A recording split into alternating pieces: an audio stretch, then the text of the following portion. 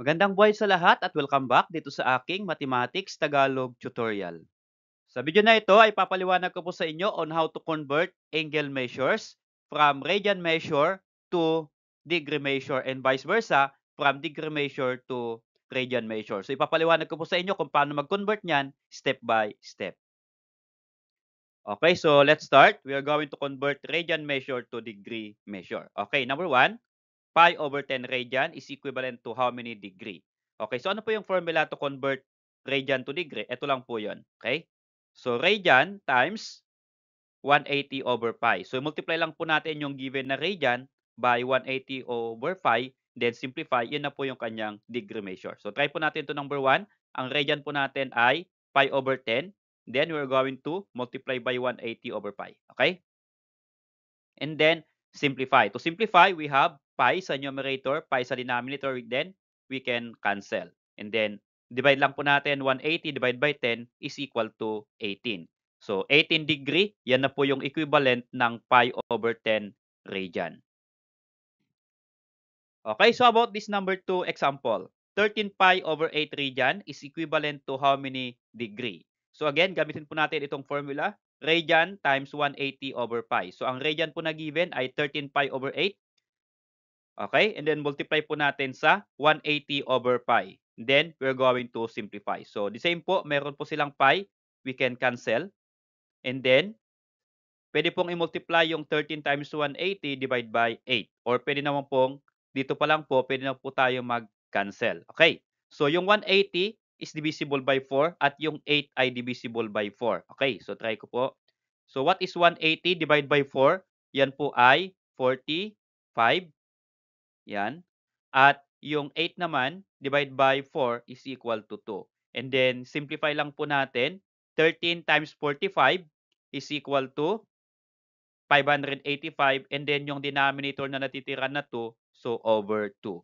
So, pwede na po yan, 585 over 2 degree or pwede pong i-decimal, magiging 292.5 degree. So, therefore, 13 pi over 8 is equivalent to 292.5 degree. Okay, so about this number 3 example, 5 revolution is equivalent to how many degree? So, in this case, ang given po natin ay revolution. Dito po sa formula, radian lang po ito. So, meron po tayong other formula or equivalent that 1 revolution is equal to 2 pi times radian or 360 degrees is equal to 2 pi radian. So, ang ibig sabihin po ng 1 revolution ay isang ikot po sa ating circle. Kaya 360 degrees. Ano po? Yung 1 revolution. Okay. So, in this case, kung ito po yung gagamitin natin, i-convert po natin yung revolution to radian, then from radian to degree. Okay? So, gawin po natin. 1 revolution is equivalent to 2 pi. So, ibig sabihin, yung 5 revolution, multiply lang po natin sa 2 pi. Ano po? Radian. So, 5 times 2 is equal to 10 pi radian. Okay, since naka-radian na po, pwede na pong i-convert into degree. So, radian times 180 over pi. So, 10 pi yon. Then, multiply natin sa 180 over pi. So, cancel po natin yung pi. And then, multiply po natin 10 times 180. Okay, so that is 1,800 degrees. So, therefore, 5 revolution is equivalent to 1,800 degree. So, how about kung ito po yung gagamitin natin? Ano po? Since 5 revolution po yan, okay, ang isang revolution po ay 360. So, multiply lang po natin yung 5 times 360. Ano po? Kasi 5 revolution. So, 5 times 360, that is equal to 1,800 degrees. So, pareho lang po yung ating makukuhang sagot. Okay, so how about if you're going to convert degree measure to radian measure? So, let's have this number 1 example. 10 degree is equivalent to how many radians? So, ano naman po yung formula na gagamitin po natin to convert degree to radian? So, ito lang yon. So, degree measure times pi over 180. So, ang given po natin ay 10 degree. Multiply lang po natin sa pi over 180.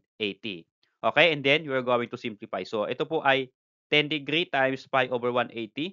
So, pwede po i-cancel natin yung 0 since we can divide 10 by 180. So, cancel natin yung 0 sa 10 at yung 0 sa 180. So, this become, ang matitira po dyan ay 1 times pi is pi over 18. Kaya magiging pi over 18 radians. So, therefore, 10 degree is equal to pi over 18 radians. Okay, so about this number 2 example, so we are going to convert 75 degree into radian measure. So again, ito po yung formula na gagamitin natin, degree times pi over 180. So ang degree po na given is 75, then multiply po natin sa pi over 180. So in this case, pwede po ninyong kunin yung common factor between 75 and 180. So, direkta po, pwede po mag-cancel out dito. Pero para medyo maintindihan ninyo, pwede pong multiply po muna 75 times pi, then over 180. Ano po? So, 75 times pi, 75 pi over yung denominator na 180. And then, reduce 75 over 180. Ang common factor po between 75 and 180 is 15. So, if you're going to divide 75 divide by 15 is 5. So, 5 and then yung pi kaya 5 pi. And then yung 180 naman divide by 15 is equal to 12. Okay, so 5 pi over 12 radians ay equivalent po ng 75 degrees. So, hindi na po pwedeng i-reduce yung 5 over 12. Salamat sa kaibigan. Kung nagustuhan mo yung video na ito, please click like and subscribe kung bago ka pa lang po dito sa aking channel.